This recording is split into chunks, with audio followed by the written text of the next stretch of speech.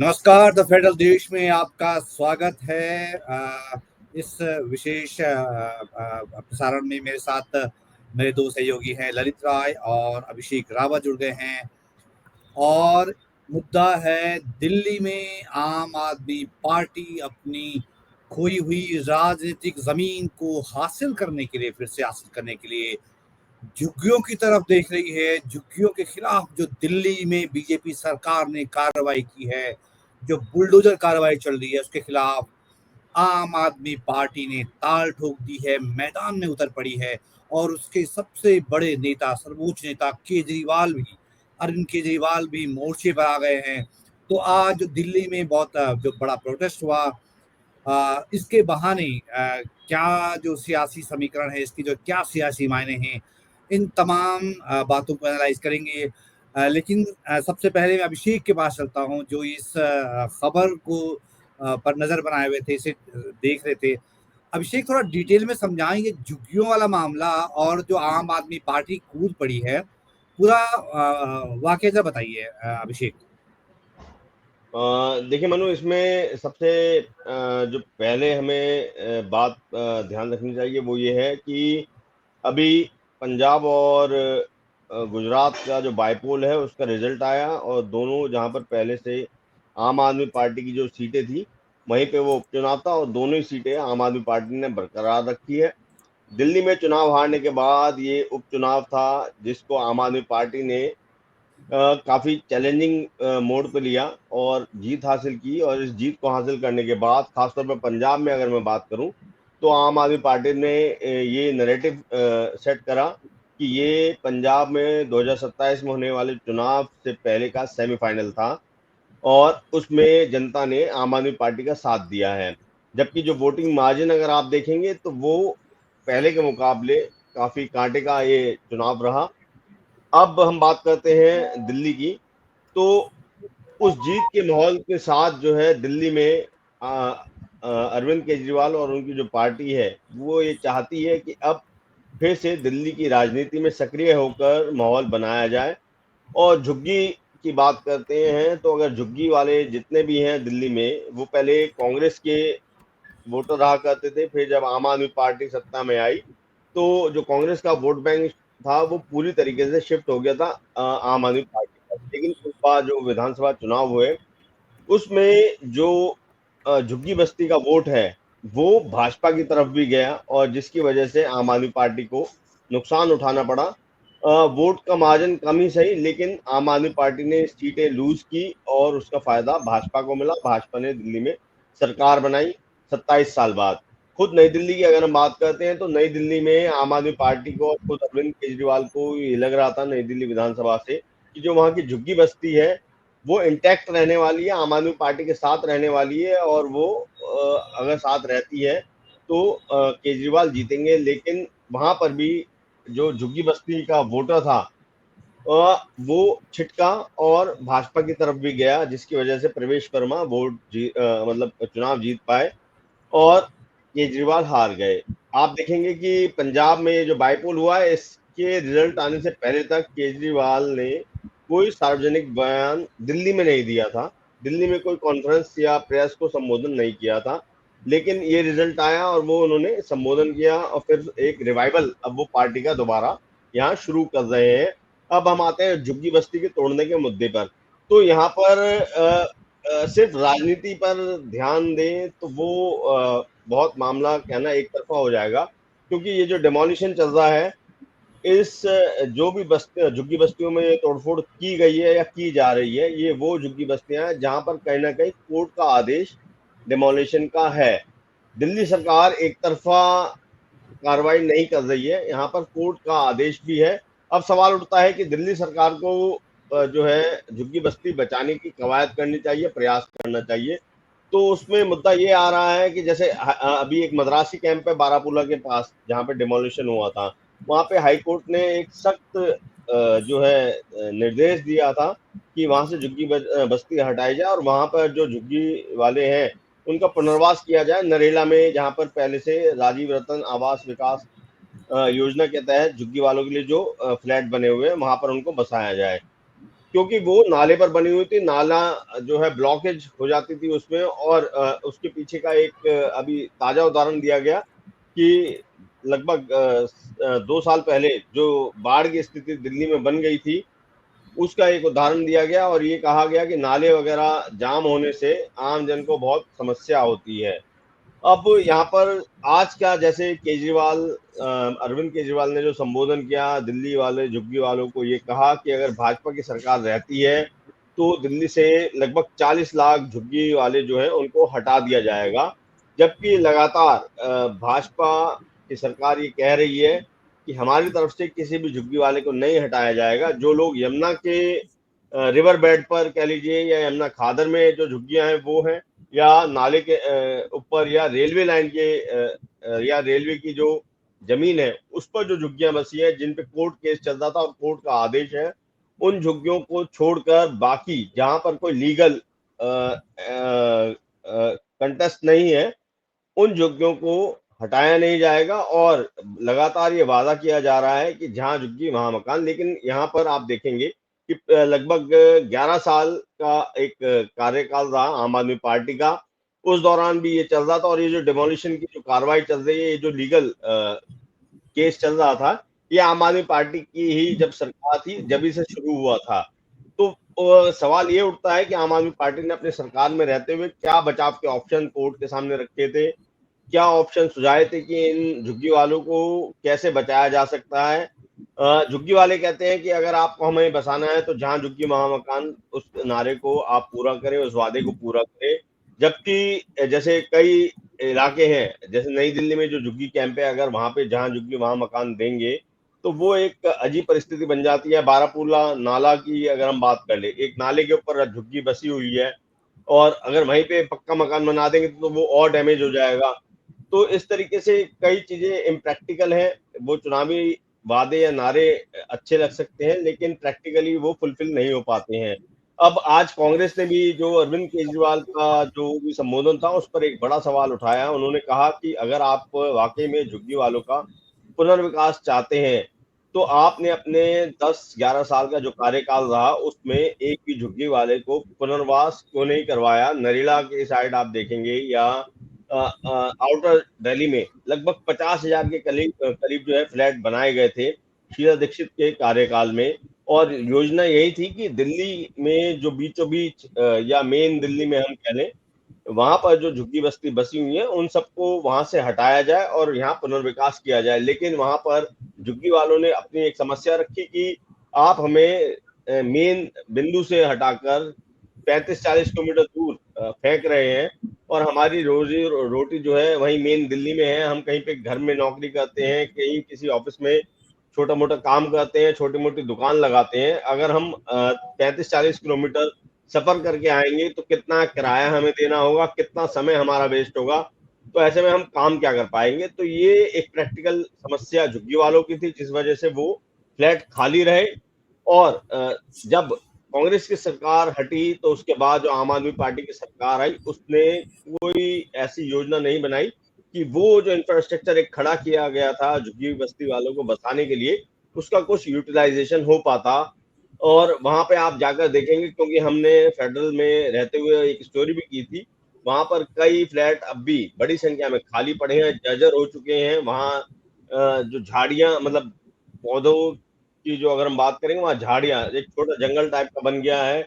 और जब कोविड आया था तो आपको ध्यान होगा वही जो फ्लैट थे उनको क्वारंटाइन हाउस बनाया गया था, वहां पे लोगों को क्वारंटाइन करने के लिए कैंप बनाए गए थे। तो एक बहुत बड़ा इंफ्रास्ट्रक्चर था जो झुग्गी वालों को रिहेबिलिटेट करने के लिए बनाया गया था, लेकिन वो सारा वेस्ट गया है जिसमें हजारों करोड़ रुपए बर्बाद हुए हैं। अब हाँ राजनीति। हाँ, जी। अभिषेक, उस पे मैं आऊंगा। वो जो विस्तार से आप बता रहे हैं कि योजनाएं जो है, चीजें कितनी प्रैक्टिकल हुई या नहीं रही, वो जो झुग्गी वालों को कहाँ से कहाँ बसा दिया गया, उनके लिए कितनी प्रैक्टिकल चीजें दिक्कत पैदा होने लगी। ललित, लेकिन मैं ये समझना चाह रहा हूँ, जैसा कि अभिषेक रावत भी बता रहे हैं कि डिमोलिशन जो है वो कोर्ट का आदेश है और उस पर एक्शन हो रहा है। लेकिन क्या ये बात आम आदमी की समझ में आती है? परसेप्शन तो यही जा रहा है ना कि दिल्ली सरकार करवा रही है, तो ये क्या जो बीजेपी की रेखा गुप्ता सरकार है, दिल्ली सरकार है, क्या ये एक्शन जो है बुलडोजर कार्रवाई, क्या उसके खिलाफ नहीं जा रही है प्रशासन के लिहाज से, ललित? देखिए मनु, सबसे बड़ी बात है ना कि जहाँ तक झुग्गी झोपड़ियों का सवाल है, ऐतिहासिक तौर पे आप देखेंगे कि जब कोई भी शहर बसता है और उसके बाद पॉश इलाके बसते हैं, तो डोमेस्टिक हेल्प की जरूरत होती है। लिहाजा आप पाएंगे कि झुग्गी झोपड़ी पॉश इलाकों के जो है करीब बसाए जाते हैं। जो बड़ी बड़ी सोसाइटीज होती हैं उसके करीब जो है आप देखते हैं कि पैरेलली झुग्गी झोपड़ियों का बसना जो है शुरू हो जाता है। अब स्थिति ये है कि अगर उसको शुरुआत में ही आप अगर उसको रोकेंगे नहीं, तो निश्चित तौर पे ये एक मेस है जो कि बढ़ता जाता है। अब रह गई बात सियासत की, तो सियासत में क्या होता है कि हर पक्ष को, चाहे वो सत्ता में हो चाहे विपक्ष में हो, जब विपक्ष में रहता है तो वही सारे विषय उसके लिए मुद्दा बन जाते हैं, और जब सत्ता पक्ष में होता है तो वो कमियों का रोना भी रोता है कि हमारा खजाना खाली है, कानूनी अड़चने हैं, तमाम तरह की दिक्कतों को गिनाता है और ये बताने की कोशिश करता है कि हमारी तरफ से कोशिश तो हो रही है लेकिन उसमें बहुत सारी अड़चने हैं। अड़चनों का जो है वो समाधान क्या होगा, वो सरकार की जिम्मेदारी होती है कि अगर उसके सामने कोई अड़चन है तो उस अड़चन का वो निराकरण करे। लेकिन दुर्भाग्य से ये देखा गया है कि भारत में जितने भी प्रदेशों में जिस किसी भी दल का शासन रहा है आज की तारीख में, 1950 से लेकर के 2025 की तारीख में, झुग्गी एक ऐसी समस्या रही है कि वो across the party, across the सरकार, हर रिजीम में फलती फूलती रही है। और उसके पीछे एक फैक्टर रहा जो है कि राजनीतिक दलों को, सियासी दलों को ये लगता रहा कि ये एक वोट बैंक के तौर पर उनका इस्तेमाल होता रहा है, लिहाजा झुग्गियों का एक्सपेंशन होता रहा है। लेकिन सवाल है कि आखिरकार कोई भी शहर, उसकी एक लिमिटेशन होती है, किसी प्रेशर को वो कितने समय तक झेल सकती है। झुग्गी झोपड़ियों का जैसा कि अभिषेक ने भी जिक्र किया, उन्होंने कहा कि झुग्गी झोपड़ियों का अगर आप फिजिकल उनका मैपिंग देखें, कहाँ पे वो प्रेजेंट है, तो वो नालों के बगल में, उसके बाद वो रेलवे लाइंस के बगल में, इस तरीके से झुग्गी झोपड़ियों का जो है आप फिजिकल प्रेजेंस आप देखेंगे। अब नालों के बगल में अगर झुग्गी झोपड़ियां बसती हैं तो नेचुरल सी बात है कि अल्टीमेटली बरसात के दिनों में जब फ्लड की समस्या आती है, फिर आपके ड्रेन्स जो है चोक हो जाते हैं। जैसा कि आपने देखा था कि पिछले साल भी क्या हुआ था कि यमुना नदी में क्या है कि पानी जुलाई अगस्त के महीने में हथनी कुंड बैराज से हमेशा हर साल छोड़ा जाता है। लेकिन पिछले साल की स्थिति ये हुई कि यमुना का पानी बैक फ्लो हुआ और उसके बाद जाकर के वो आपका आईटीओ तक चला गया था। रिंग रोड पूरा का पूरा जो एकदम भरा हुआ था और आगे तक पानी चला गया था। तो ये बड़ी शर्मनाक स्थिति थी कि यमुना का पानी जो है बैक फ्लो करके वो आईटीओ तक पहुंच गया, दिल्ली सचिवालय के करीब पहुंच गया। बहुत इसकी किरकिरी भी हुई थी और सरकार उस समय आम आदमी पार्टी की थी। लेकिन लेकिन स्थिति ये है कि आप एक राजनीतिक दलों में एक मानसिकता भी बन गई है कि जब कोई भी किसी भी प्रश्न का जवाब न हो तो उसका ठीकरा जो है वो प्रकृति के ऊपर छोड़ दो, उसका ठीकरा जो है पीछे की कहानियों पर छोड़ दो कि हम जी क्या कर सकते हैं। पिछले 10-12 साल से उनकी सरकार रही, पिछले 50 साल से उनकी सरकार रही, यानी कि जनता के सामने कोई विकल्प नजर नहीं आता है, जनता के सामने कोई राहत नजर नहीं आती है। वो क्या है कि इसी तरह की लफाजी वाली बातों को सुनता है, अल्फाजों को सुनता है। अब जो बात है आज के दौर में कि रेखा गुप्ता, तो ये बात सच है कि स्वाभाविक तौर पे पब्लिक को इस बात से कोई मतलब नहीं है कि ये कोर्ट के आदेश पर ये सारी डिमोलिशन की कार्रवाई हो रही है, जो अवैध तरीके से एनक्रोच किया गया है उनके खिलाफ कार्रवाई हो रही है।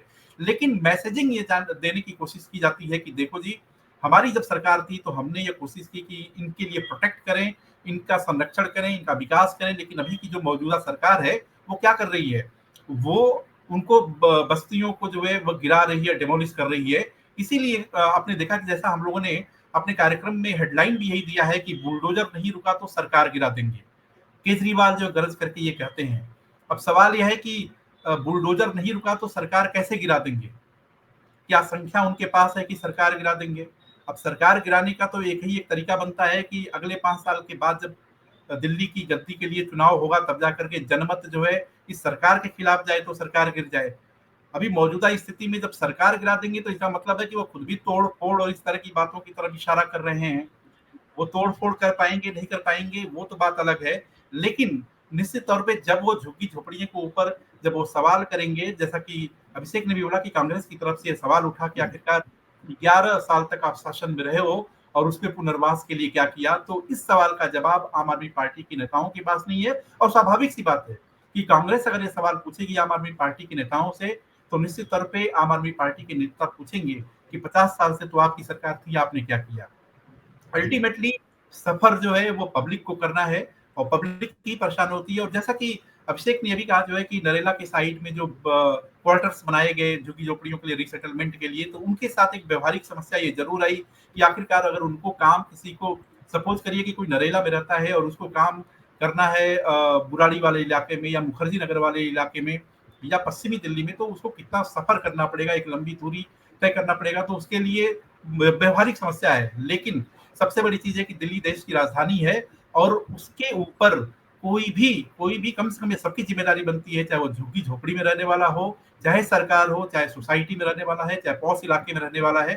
वो सबकी जिम्मेदारी है कि दिल्ली जो है वो विश्व स्तरीय राजधानी बने और विश्व स्तरीय राजधानी के बनने में जिसका जो योगदान है उस योगदान को वो पूरा करे। लेकिन सियासी दल और सियासत में केवल अपना फायदा देखा जाता है। लिहाजा आज जब जंतर मंतर पे केजरीवाल बोल रहे थे, और आप सबसे बड़ी बात है कि आप देखिए कि दिल्ली विधानसभा के चुनाव को हारने के बाद केजरीवाल दहाड़े और जमकर दहाड़े, और वो दहाड़ इसलिए हुई कि सिंबॉलिक ही सही उनको पंजाब में विजय मिली, बाईपोल इलेक्शन में उनको गुजरात में विजय मिली। यद्यपि उनके विरोधी ये कहते हैं कि गुजरात में विसावदर सीट पर अगर आम आदमी पार्टी ने जीत हासिल की है तो उसमें कोई नई बात नहीं है, क्योंकि वो उनकी ही सीट थी और उस पर कम से कम भारतीय जनता पार्टी पिछले 2007 से चुनाव नहीं जीत रही है। ठीक उसी तरीके से लुधियाना वेस्ट में जो चुनाव जीता गया है वो कहीं ना कहीं एक सहानुभूति भी थी, क्योंकि वह आम आदमी पार्टी की ही सीट थी।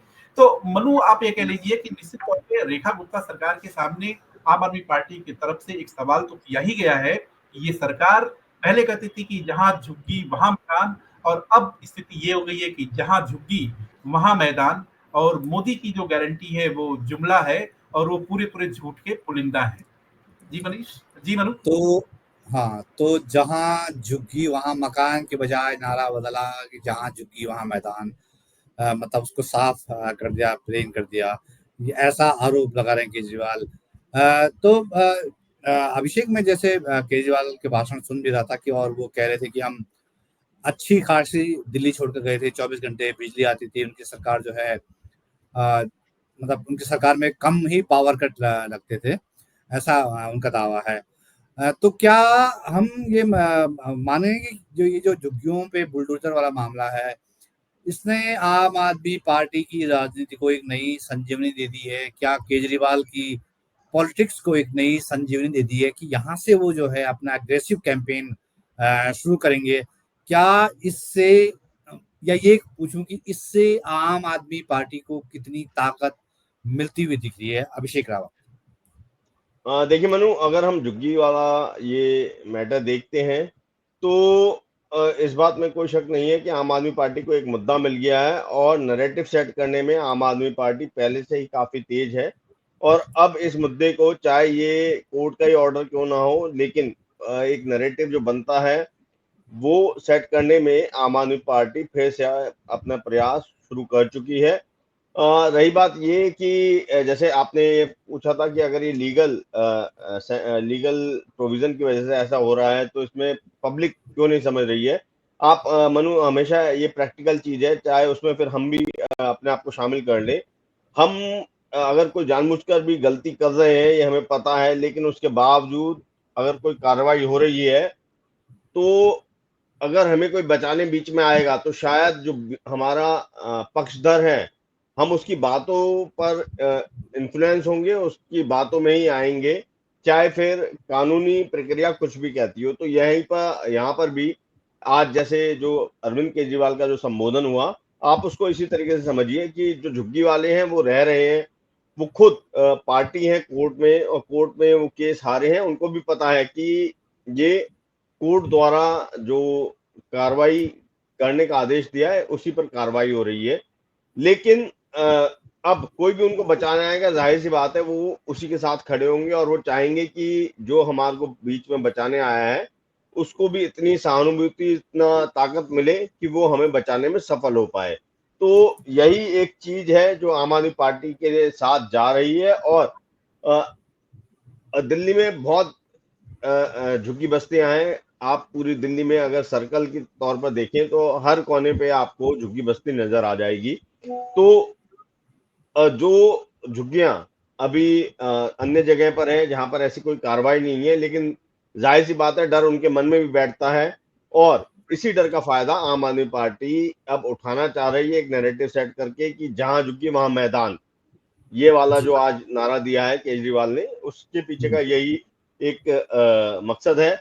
और 2027 की बात करें तो दिल्ली में एमसीडी चुनाव भी होने हैं और मुझे लगता है कि पंजाब और एमसीडी चुनाव लगभग एक साथ ही होंगे और आम आदमी पार्टी चाह रही है कि अभी से दोनों चुनावों की तैयारी पुरजोर तरीके से की जाए। आज की अगर हम यहाँ जंतर मंतर पर जो अरविंद केजरीवाल का संबोधन हुआ है उसको सिर्फ दिल्ली तक ही सीमित ना समझे आप, ये यहाँ की आवाज जो है वो पंजाब में भी गूंज रही होगी और वहां पर जो उनकी छवि है वो यही बनाई जा रही है या बनाई गई है कि देखिए गरीबों के साथ जो है अरविंद केजरीवाल खड़े हुए हैं और क्योंकि चुनाव में भी लगातार आम आदमी पार्टी का इंटरनल सर्वे भी ये कह रहा था कि बहुत टफ फाइट है और झुग्गी बस्ती में भी उनको फाइट मिल रही है। तो जब से आप देखेंगे, अगर आप चुनाव दिल्ली विधानसभा चुनाव के अरविंद केजरीवाल के कई भाषण आप देखेंगे तो उसमें वो लगातार यही कहते आ रहे हैं कि अगर अगर हमारी सरकार चली जाती है तो दिल्ली में झुग्गी बस्तियों में तोड़फोड़ होनी है। वो सिर्फ एक अंदाजा नहीं था, क्योंकि देखिए लीगल प्रोविजन आम आदमी पार्टी सरकार के कार्यकाल के दौरान ही चल रहे थे और आम आदमी पार्टी सरकार को ये काफी अच्छी तरह से मालूम था कि आने वाले दिनों में जो कुछ झुग्गी बस्तियां हैं उन पर कड़ी कार्रवाई होनी है, उनको हटाया जाएगा और वो चीज अपने चुनाव के भाषण में वो इस्तेमाल कर रहे थे।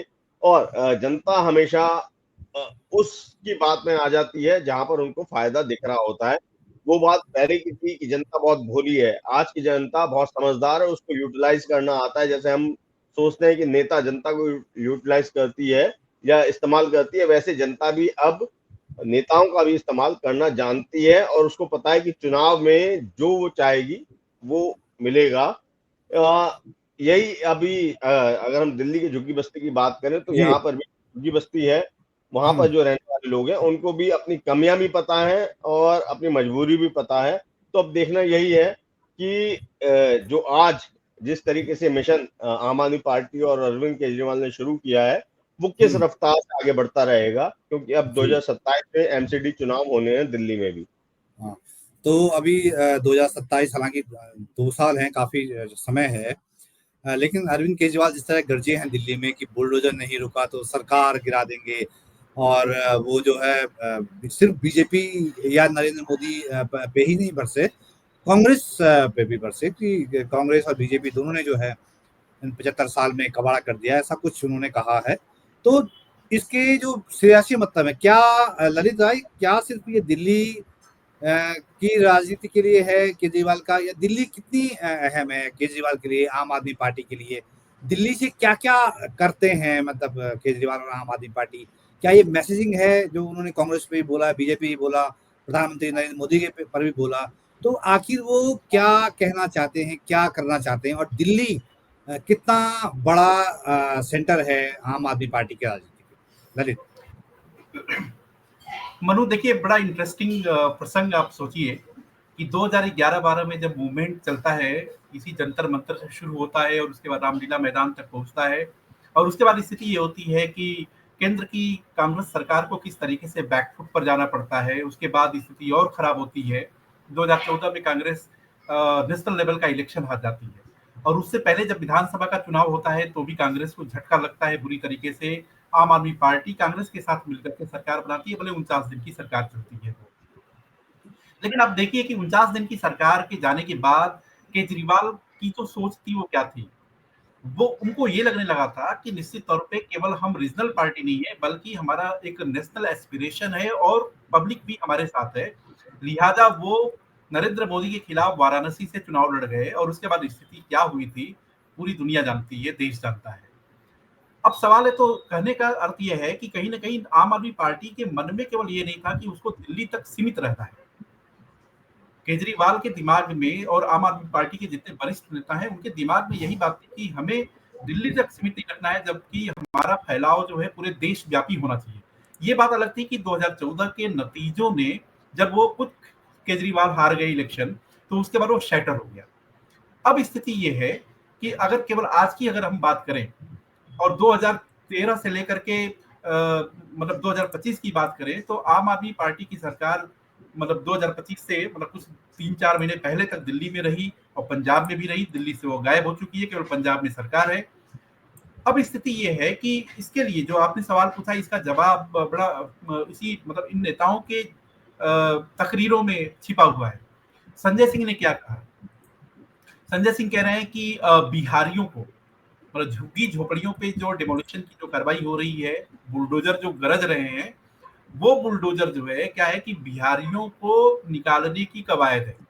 यानी उनके हिसाब से कि जो बिहार से आए हुए लोग हैं, वो झुग्गी झोपड़ियों में रहते हैं और ये सरकार ये चाहती है कि उनको रोहिंग्या साबित करके उनको बाहर कर दो और बिहार का वो जिक्र करते हैं। इसका मतलब आप समझ सकते हैं कि दिल्ली और पंजाब और कुछ हद तक आम आदमी पार्टी जो गुजरात में है, थोड़ा-सा गोवा में है, उसके बाद अपने विस्तार को वो देख रही है बिहार में। आपने देखा भी होगा कि बिहार को लेकर के आम आदमी पार्टी ने साफ भी कर दिया है कि वो सभी सीटों पर चुनाव लड़ेंगे और जब सभी सीटों पर चुनाव लड़ेंगे तो इसका मतलब निकल के आता है कि वो महागठबंधन के हिस्सा नहीं होंगे। यानी कि उसी चीज को ध्यान में रख करके संजय सिंह की तरफ से ये बयान आया जो क्योंकि दिल्ली की झुग्गी झोपड़ी में केवल बिहार के रहने वाले लोग नहीं रहते।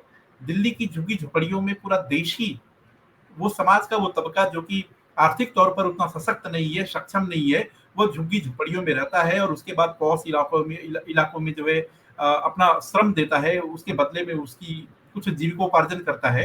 लेकिन संजय सिंह ने जो ये बात बोली जो है कि बिहारियों को और बिहारी उसको कभी भी जो है बर्दाश्त नहीं करेगा और उसका जवाब जो है वो बिहार के चुनाव में देगा। तो इसका मतलब है कि आम आदमी पार्टी की ये एक सोच है कि ये एक ऐसा मुद्दा है जिसके ज़रिए ना सिर्फ यहाँ की जनमत को अपने पक्ष में किया जाए और झुग्गी झोपड़ी को सेंटर बना करके ये संदेश दिया जाए कि आप देखिए कि अभी भी सड़कों का हाल क्या है, बिजली का हाल क्या है, बसों का हाल क्या है। मतलब भारतीय जनता पार्टी जिन मुद्दों पर आम आदमी पार्टी को घेरा करती थी, आज उन मुद्दों पर ही भारतीय जनता पार्टी खुद एक्सपोज हो रही है और खासतौर से झुग्गी झोपड़ी जो कभी कांग्रेस का वोट बैंक हुआ करता था, जिस पर आम आदमी पार्टी ने अपना कब्जा जमा लिया था और उसमें डेंट लगाने का काम भारतीय जनता पार्टी ने किया। तो कहीं न कहीं आम आदमी पार्टी को लगता है कि जो हमारा वोट बैंक था, वो कहीं न कहीं धीरे-धीरे जो भारतीय जनता पार्टी की तरफ शिफ्ट किया है, वो फिर जो है रीशिफ्ट हो हमारी तरफ, तभी जाकर के बात बनने वाली है। और यहाँ के ज़रिए पंजाब को भी साधने की एक कवायद है।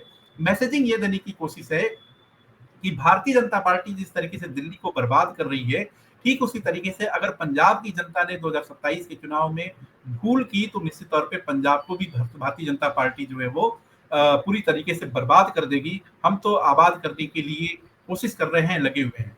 तो स्वाभाविक है कि ये केवल दिल्ली तक नहीं था, संजय सिंह के बयानों से ये साफ है कि वो सोचते हैं कि उनके जो कदम है वो दिल्ली के बाहर भी पड़े और दिल्ली के बाहर ऑलरेडी पड़ भी चुके हैं। पंजाब उदाहरण है, आप गुजरात उदाहरण है, गोवा उदाहरण है, लेकिन वो बिहार का जिक्र करके बिहारियों का अपमान, ये तमाम सारी चीजों की तकरीर वो कर रहे थे अपने भाषण में और उसको बताने की कोशिश कर रहे थे कि कुल मिला करके भारतीय जनता पार्टी वो लोगों के हित के बारे में नहीं सोचती है और देश को बढ़ाना है, प्रदेश को बढ़ाना है, राष्ट्र को मजबूत करना है, ये सब केवल जुमलेबाजी है।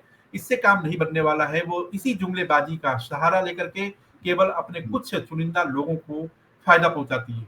तो मनु ये एकदम साफ बात है कि आम आदमी पार्टी की ये कोशिश है कि उसका एक राष्ट्रीय विस्तार भी हो और इसमें कोई बुराई भी नहीं है क्योंकि हर एक राजनीतिक दल का अधिकार भी होता है कि अगर वो सियासत में उतरी है, सियासी पिच पर बैटिंग और बॉलिंग कर रही है, तो उसका एक अधिकार है कि वो देश के हर कोने में जाए और अपनी बात को रख सके।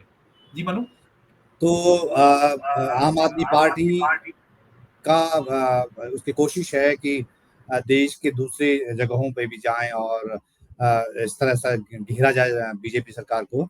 लेकिन अभिषेक, क्या इस झुग्गी वाले मामले में इतनी इस मुद्दे में इतना दम है या इतनी ताकत है कि ये आम आदमी पार्टी या केजरीवाल की राजनीति को एक नई ताकत दे सकता है या आगे ले जा सकता है, या वो दिल्ली में और जो दूसरे मुद्दे हैं जो करते रहे हैं, पानी, बिजली वगैरह, क्या वो उन पे भी फोकस कर रहे हैं? क्या इस झुग्गी वाले मुद्दे में इतना दमखम है या बाकी जो मुद्दे हैं वो बीजेपी सरकार के खिलाफ वो क्रिएट करने की कोशिश कर रहे हैं अभिषेक? देखिए मनु, अगर हम झुग्गी वाले मुद्दे की बात करते हैं तो निश्चित तौर पर ये मुद्दा राजनीतिक तौर पर एक बड़ा हथियार है किसी भी पार्टी के लिए, खास तौर पे जो पार्टी विपक्ष में हो उसके लिए ये एक बड़ा हथियार बन जाता है सत्ताधारी पार्टी के खिलाफ। क्योंकि झुग्गी बस्ती हमेशा से राजधानी दिल्ली में बड़ी संख्या में रही हैं और इनमें इजाफा ही होता रहा है, और ये एक अच्छा वोट बैंक माना जाता है, और ये समझा जाता है कि जिसके साथ ये खड़ा है उसकी जीत लगभग तय है। और भाजपा के साथ ये वोट हाल ही में जुड़ा था, वो भी पूरी तरीके से नहीं, लेकिन हाँ कुछ हद तक भाजपा के साथ ये वोट शामिल हुआ है। और अब जिस तरीके से जो नैरेटिव सेट करने की कोशिश है आम आदमी पार्टी की, तो वो कहीं ना कहीं भाजपा को जो ये वोट बैंक नया आया है उसके मन में एक डर पैदा जरूर करेगा, और उनको ये सोचने पर मजबूर करेगा कि क्या हम भाजपा के साथ खड़े रहें या नहीं। और ये चीज आम आदमी पार्टी बहुत अच्छी तरह से जान रही है, और यही वजह है कि इसी मुद्दे को वो दमखम के साथ उठाना चाह रही है। बिजली पानी की आप अगर बात करेंगे तो बिजली पानी को लेकर एक नैरेटिव सेट किया जा रहा है, लेकिन वो इन्फ्लुएंशियल इसलिए नहीं है कि मैं अगर दिल्ली में रहता हूँ, मैं जिस कॉलोनी में रहता हूँ, मुझे वो अच्छी तरह पता है कि पिछले साल बिजली के क्या हालात थे और अभी क्या हालात हैं। तो इसलिए जब मैं उनको कंपेयर करूंगा तो वो एक नैरेटिव में मैं नहीं फंस पाऊंगा अनटिल अनलेस उसमें कोई सच्चाई नहीं सामने आएगी तब तक। रही बात झुग्गी बस्ती की, जिस तरीके से जो तोड़फोड़ चल रही है, ये जहां पर तोड़फोड़ हो रही है वहां के झुग्गी वाले जानते हैं क्यों तोड़फोड़ हो रही है। लेकिन अगर आप पूरे दिल्ली की बात करेंगे तो हर कोई इस चीज से वाकिफ नहीं होगा कि क्या कोर्ट के आदेश पर ये हो रहा है या नहीं हो रहा है। या फिर अगर सिर्फ हम बातों में बात करें तो ये कहना सबके लिए आसान हो जाता है, सरकार चाहे तो क्या नहीं हो सकता है। तो ये भी एक एग्जाम्पल बन जाता है कि अगर सरकार चाहती तो क्या कोर्ट में अपना पक्ष नहीं रख सकती थी या स्टे नहीं ले सकती थी। तो 10 तरीके की बातें हो जाती हैं। इसलिए जो ये मुद्दा है इस पे आम आदमी पार्टी एज लेना चाहती है, और कहीं ना कहीं झुग्गी वालों के मन में ये बात बैठाना चाहती है कि आप भाजपा के साथ जाकर गलती कर चुके हैं, अब भी समय है, आप हमारे पास वापस लौट आइए। और रही बात कांग्रेस की, जैसे कांग्रेस ने भी आज अपनी प्रतिक्रिया दी है, साफ साफ कांग्रेस ने भी वो बातें याद दिलाई है आम आदमी पार्टी सरकार के कार्यकाल के लिए कि आपने 10-11 साल सत्ता में रहते हुए इनके बारे में क्या सोचा, आपने इनके रिहेबिलिटेशन के बारे में क्या सोचा, जो इंफ्रास्ट्रक्चर इनके लिए बना था आपने क्यों नहीं प्रयास किया कि उनको बसाया जाए।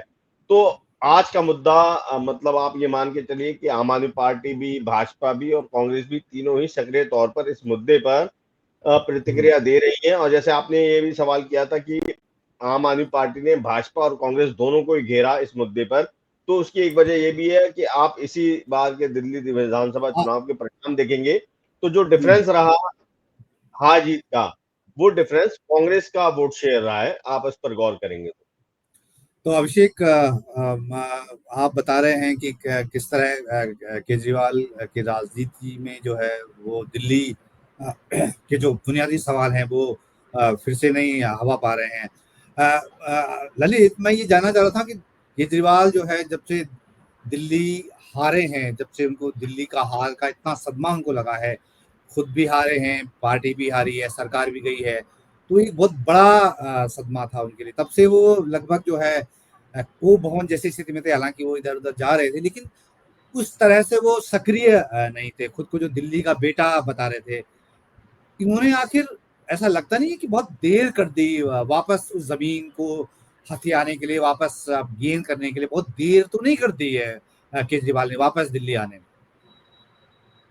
मनु, देखिए, सियासत में देर सवेर का मतलब सिर्फ इतना ही है कि जब चुनाव होता है, क्योंकि अल्टीमेटली जिस तरीके से एक छात्र है परीक्षा की तैयारी करता है और उसका नतीजा क्या आता है उस बात पे डिपेंड करता है कि वो कितना अच्छा पढ़ा था या नहीं पढ़ा था, तैयारी कब शुरू की नहीं की, वो फिर गौड़ हो जाता है।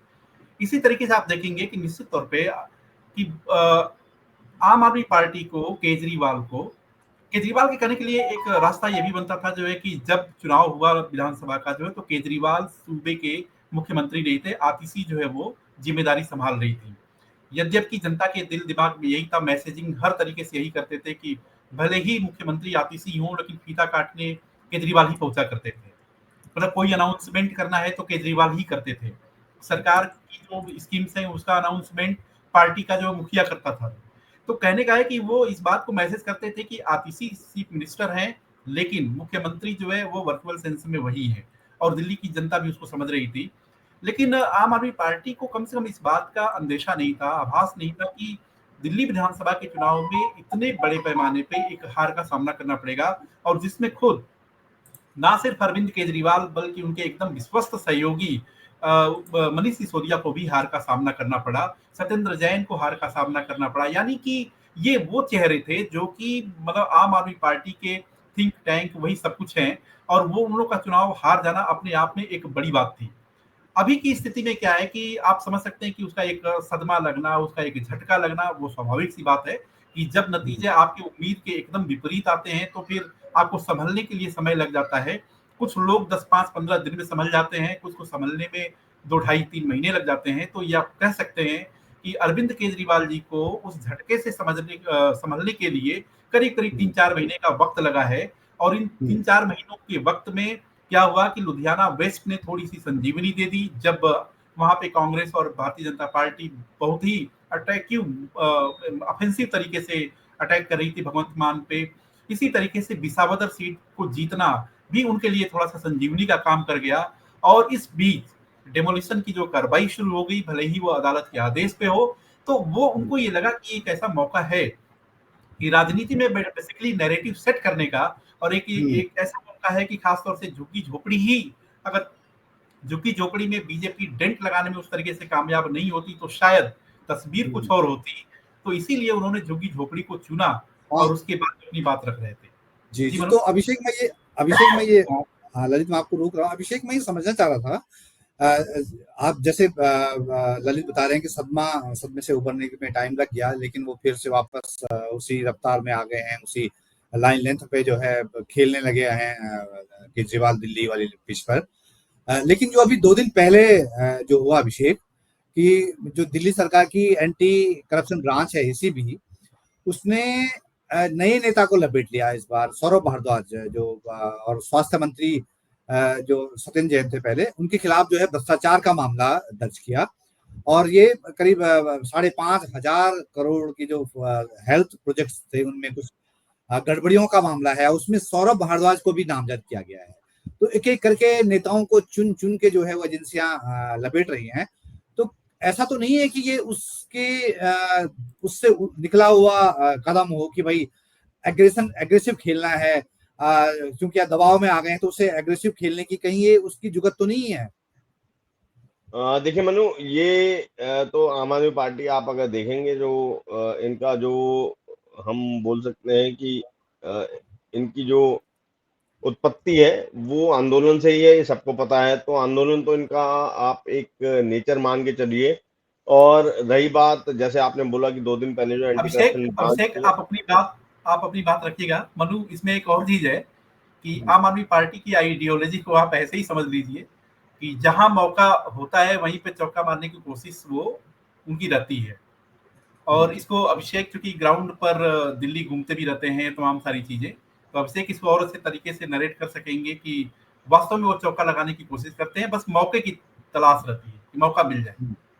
जी अभिषेक। बिल्कुल, बिल्कुल ललित ने सही बात कही है कि आम आदमी पार्टी ये बात तो हम शुरू से ही जानते हैं कि नैरेटिव सेट करने में बिल्कुल उस्ताद आप कह सकते हैं कि है।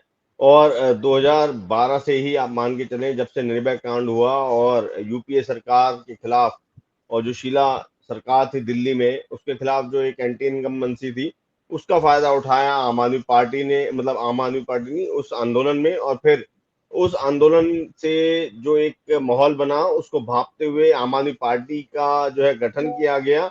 और फिर उसमें ही आप देखेंगे कि सत्ता हासिल की। और अब आप देख रहे हैं कि 2 दिन पहले एक एफआईआर हुई है जिसमें सत्येंद्र जैन, जो पहले भी जेल जा चुके हैं, उन पर एफआईआर हुई। और अब सौरभ भारद्वाज पर भी एक एफआईआर दर्ज हो गई है। वो इसलिए दर्ज हुई है क्योंकि सौरभ भारद्वाज भी दिल्ली में स्वास्थ्य मंत्री के तौर पर रह चुके हैं। और ये जो घोटाला, कथित घोटाला मैं अभी कहूंगा, क्योंकि जब तक ये सिद्ध नहीं हो जाएगा, घोटाला कहना सही नहीं है, कथित घोटाला जो इसमें बताया जा रहा है, तो उनके कार्यकाल के दौरान भी कई ऐसे टेंडर आवंटन किए गए जिसमें जो है कई चीजों का कंस्ट्रक्शन करवाया जाना था, कुछ का कंस्ट्रक्शन हो गया। और फिर वो बाद में जो सीएजी की रिपोर्ट भी आप देखेंगे, उसमें ये बताया गया कि ये कंस्ट्रक्शन तो करवा दिया गया, लेकिन उसके दाम कहीं ना कहीं बढ़ गए, जैसा टेंडर था उसके मुताबिक बहुत ज्यादा वो बढ़ गए, या फिर जो कंस्ट्रक्शन किया गया वो गैर जरूरी था, वो इस्तेमाल के लायक नहीं था। तो इन सब की वजह से जो एक आकलन उस एफआईआर में हुआ है, लगभग कई 100 करोड़ का वो घोटाला माना जा रहा है। तो हाँ इसलिए एक एफआईआर दर्ज हुई है, और आप ये देखें कि एफआईआर दर्ज होते ही अब इसे आप इत्तेफाक समझे कि वहां पे उपचुनाव का परिणाम आया और यहाँ एफआईआर दर्ज हुई, और उसके 2 दिन बाद ही जो है केजरीवाल यहाँ आ जाते हैं, फिर से वो गर्जना करते हैं। तो हाँ ये एक वजह भी हो सकती है कि जो अपना उनके दामन पे जो भ्रष्टाचार का जो एक आरोप लग रहा है, उसको फिर से जनता के बीच में बचाने के लिए एक नया हम्म। माहौल वो खड़ा करना चाह रहे हैं। हाँ तो एक नया माहौल खड़ा करना चाह रहे हैं ललित।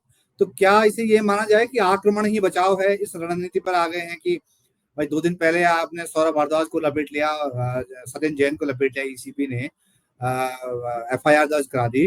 तो अब केजरीवाल को लग रहा है कि एक-एक करके हमारे जो प्रमुख नेता हैं सबको लपेटे जा रहे हैं एजेंसियां। तो अब आक्रमण ही बचाव है, क्या यही सूत्र होगा इनका? मनु देखिए, सबसे बड़ी बात है कि अगर कैग की रिपोर्ट के आधार पर ही जनता ने या आम आदमी पार्टी के नेताओं ने कांग्रेस को भ्रष्ट करार दिया और ये कह दिया जो है कि देश की सबसे भ्रष्ट पार्टी अगर कोई है तो कांग्रेस पार्टी है, तो सवाल तो फिर वही लौट करके आया है कि जब कैग की रिपोर्ट में आम आदमी पार्टी के नेताओं पर और इवन आम आदमी पार्टी पर सवाल जब उठे, खासतौर से दिल्ली एक्साइज वाले में, तो स्थिति ये है कि इनको आखिरकार करप्ट क्यों ना माना जाए। लेकिन सियासत में मनु यही है कि हर एक सियासी दल की खासियत होती है कि अपने दामन को भले ही वो कितना भी दागदार क्यों न हो, हमेशा उसको उस पर उजाला, उस पे सफेद चादर जो है उड़ा करके रखो और जनता को दिखाओ कि मेरी जो चद्दर है, मेरी जो वर्दी है वो सफेद है, और उसको छोड़ करके जो दूसरा वाला है उसकी पूरी वर्दी जो है, उसका जो पूरा जो चद्दर है वो दागदार है।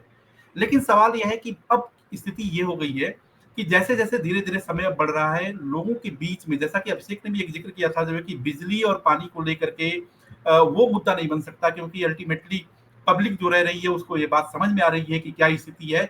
इवन जहाँ पे कार्रवाई हो रही है, जिन झुग्गी-झोपड़ियों के ऊपर कार्रवाई हो रही है, वहाँ के लोग भी ये जानते हैं कि आखिरकार ये कार्रवाई जो होने के पीछे वजह कौन है, वो अदालत के आदेश का पालन हो रहा है। लेकिन सवाल है कि सियासत में एक मैसेजिंग हमेशा देने की कोशिश की जाती है और एक जनमत बदलने का एक सवाल बना रहता है विपक्ष के सामने कि वो इस तरीके से पेश करे कि देखिए, ये केवल एक झुग्गी-झोपड़ी की बात नहीं है, एक सेंटर की बात नहीं है, एक व्यक्ति की बात नहीं है। अगर एफआईआर की बात करें तो एक व्यक्ति, 2 व्यक्ति की बात नहीं है। एक आवाज़ को, एक स्वतंत्र जो हमारी आवाज़ है, जो हम सत्ता से सवाल पूछते हैं, उसको दबाने की कोशिश है, उसको बंद करने की कोशिश है। लेकिन आप देखेंगे कि जिस तरीके से ये बात सच है कि सियासत में हमेशा कहा जाता है कि मुद्दों की कमी नहीं होती है, वो पारखी नज़र, वो पारखी नज़र, वो पारखी शख्स और वो पारखी संगठन और दल कब किस समय उन मुद्दों में अपने लिए कुछ फायदा देखता है, वो देखने वाली बात है।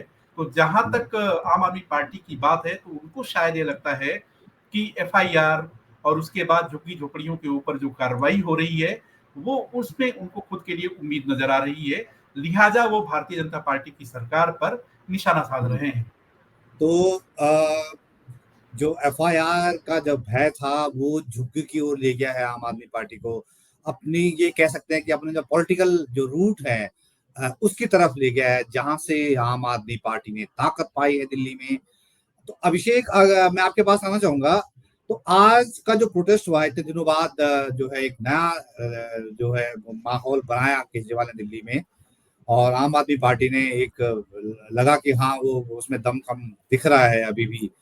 तो क्या ये इस प्रोटेस्ट से क्या मैसेज निकलता है, क्या संदेश निकलता है? क्या आगे भी आम आदमी पार्टी दिल्ली की बीजेपी सरकार की नाक में दम किए रखेगी? क्या मैसेजिंग है आज के प्रोटेस्ट से? अभिषेक। बिल्कुल मनु, इसमें तो कहीं कोई दो राय नहीं होनी चाहिए कि आम आदमी पार्टी दिल्ली में एक मजबूत विपक्ष के तौर पर अपने आप को स्टैंड कर चुकी है, स्टैंड करती है, क्योंकि उसके पास इतनी संख्या है कि वो एक मजबूती से अपने जो भी बात है वो विधानसभा में रख पाए या फिर जनता के सामने रख पाए। और ये जनता के लिए भी बहुत अच्छी चीज है कि एक मजबूत विपक्ष दिल्ली की जनता ने दिया है, ताकि एक तरफा कार्रवाई ना हो पाए या फिर मनचाहा काम जो है सरकार ना कर पाए। और ये जो आज का मुद्दा है ये उठाया है क्योंकि इसके पीछे बहुत से कारण है। सिर्फ आप ये इस एफआईआर तक ही सीमित ना रहे। वहां पंजाब में अगर आप बात करते हैं तो पंजाब में मजीठिया की जिस तरीके से गिरफ्तारी हुई और वहां पर आप देखेंगे तमाम जो विपक्ष था वो मौजूदा जो सत्ताधारी पार्टी है आम आदमी पार्टी उसके खिलाफ हो गया और ये कहीं ना कहीं उन्होंने चिल्लाना वहां शुरू कर दिया कि ये एक तानाशाही है। जिस तरीके से मजीठिया को गिरफ्तार किया गया, बोला कुछ गया और फिर एफआईआर किसी और चीज में दर्ज की गई और एकदम से आपने गिरफ्तारी कर दी। तो कई ऐसे मुद्दे रहे जिनको भटकाने के लिए आज ये जो जंतर मंतर पर जो भाषण हुआ है आप इसको समझ सकते हैं कि कई मुद्दों से ध्यान भटकाने के लिए आम आदमी पार्टी ने आज का जो ये संबोधन है वो किया है और एक मुद्दा उठा दिया है। जबकि आप 2022 पे अगर जाएंगे जब दिल्ली में आम आदमी पार्टी की सरकार थी तो सराय काले खां ग्यासपुर नाम से जो है एक झुग्गी बस्ती थी जिसको हटाया गया, डिमोलिश किया गया। वहां वो मामला भी कोर्ट में ही चला था और आज वहां पर बांसेरा करके एक पार्क है जो यमुना का ब्यूटिफिकेशन किया गया है, जहां पर कृत्रिम झील विकसित की गई है, हिंदी एरिया बनाया गया है। तो ऐसा नहीं है कि आम आदमी पार्टी की सरकार के कार्यकाल के दौरान झुग्गी बस्तियों के खिलाफ कोई कार्रवाई नहीं की गई या कोई कार्रवाई नहीं हुई, लेकिन क्योंकि आम आदमी पार्टी एक नैरेटिव सेट करने में माहिर है और झुग्गी का जो मामला है वो एक बड़ा मुद्दा हो जाता है दिल्ली के लिहाज से। तो अभिषेक आप अभिषेक इसमें एक और बात है कि अगर झुग्गी की ही अगर इतनी चिंता होती तो एमसीडी में बीजेपी बीजेपी को आसानी से जीत जाने देती, लेकिन ऐसा कुछ हुआ नहीं जो है। उस समय की स्थिति परिस्थिति जो बदल गई थी। बिल्कुल बिल्कुल। तो आप ये देखेंगे कि जहां जहां आम आदमी पार्टी को इस समय देखिए आम आदमी पार्टी के लिए अभी दिल्ली दूर है क्योंकि 2029 में आप मान के चले या 30 में जो है चुनाव होना है। 30 के शुरुआत में चुनाव होगा दिल्ली विधानसभा के लिए और एमसीडी का चुनाव भी 27 में है। लेकिन सबसे ज्यादा जो इम्पोर्टेंट है वो है पंजाब। अगर पंजाब में आम आदमी पार्टी सरकार फंसती नजर आएगी तो वो कोई ऐसा मुद्दा उठा देगी जिससे कि पंजाब से ध्यान खिंच के दूसरे मुद्दे पे आ जाए। और दिल्ली देश की राजधानी है, जाहिर तौर पर अगर वहां पर ये प्रधानमंत्री को बीच में घसीट के लाते हैं या भाजपा को घसीट के लाते हैं तो जाहिर तौर पर पूरे देश का ध्यान उस मुद्दे पर जाएगा और आम आदमी पार्टी चाहेगी कि पंजाब से जो है ध्यान भटकाकर दिल्ली की तरफ शिफ्ट किया जाए, जिससे कि दिल्ली में जो भाजपा की एक सरकार 27 साल बाद आई है उसके लिए मुश्किलें पैदा हो और जो अपना एक एजेंडा है आम आदमी पार्टी का वो भी अच्छे से चलता रहे। जी मनु जी, तो केजरीवाल की कोशिश है, आम आदमी पार्टी की कोशिश है कि अपनी ताकत को दोबारा से इस्टेब्लिश किया जाए, अपने को स्थापित किया जाए और लगातार जो है वो इस पे कोशिश कर रही है कि बीजेपी पे वो हमलावर हो। दरअसल जैसे अभिषेक बता रहे थे कि दिल्ली अभी आम आदमी पार्टी के लिए दूर है क्योंकि विधानसभा चुनाव दूर है, एमसीडी का चुनाव 27 में होना है।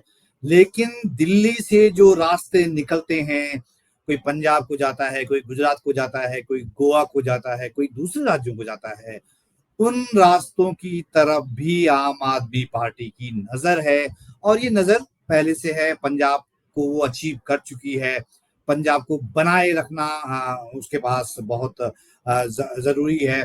तो कुल मिलाकर आम आदमी पार्टी ने इस प्रोटेस्ट से ये दिखाया कि वो लड़ने की ताकत रखती है। वो इसके जरिए दिल्ली वालों को एहसास दिलाने की भी मनु कोशिश। मनु एक मतलब इसमें बड़ी इंटरेस्टिंग बात है कि हम लोगों ने हाल ही में पंजाब के मुद्दे पर एक प्रोग्राम किया था, उसमें अभिषेक भी थे और पंजाब के जो हमारे गेस्ट थे उनसे बहुत विस्तार से चर्चा भी हुई थी पंजाब के बारे में। तो खासतौर से ये बता रहे थे कि पंजाब में जो ग्रामीण इलाकों का हाल है वो बहुत बुरा है और अर्बन इलाकों का भी हाल खराब है। तो आम आदमी पार्टी जो इस बात की दुहाई दे रही है, इस बात को रखती है कि वो आकर के कायाकल्प किए थे और कायाकल्प कर देंगे, तो कहीं न कहीं आम आदमी पार्टी की जो सच्चाई है उसकी पोल द फेडरल देश के एक प्रोग्राम में जो हुआ था और पंजाब के गेस्ट जो एक-एक करके उसकी कलई खोल रहे थे कि खास तौर से आम आदमी पार्टी केवल बात की बात करती है, लेकिन ज़मीनी हकीकत यही है कि आम आदमी पार्टी से लोगों को उम्मीद थी कि बहुत कुछ वो परिवर्तन कर सकेंगे और करेंगे भी, लेकिन ज़मीन पर वो परिवर्तन कभी नज़र नहीं आया। जी मनु? जी, तो इस तरह आप जो जो आपने ऐड किया, बहुत इंटरेस्टिंग चीज़ है कि वहाँ पे ग्रामीण इलाके जो जो दूसरी तरह के जो रूरल एरिया है पंजाब में, वहाँ दूसरी तरह के हालात हैं।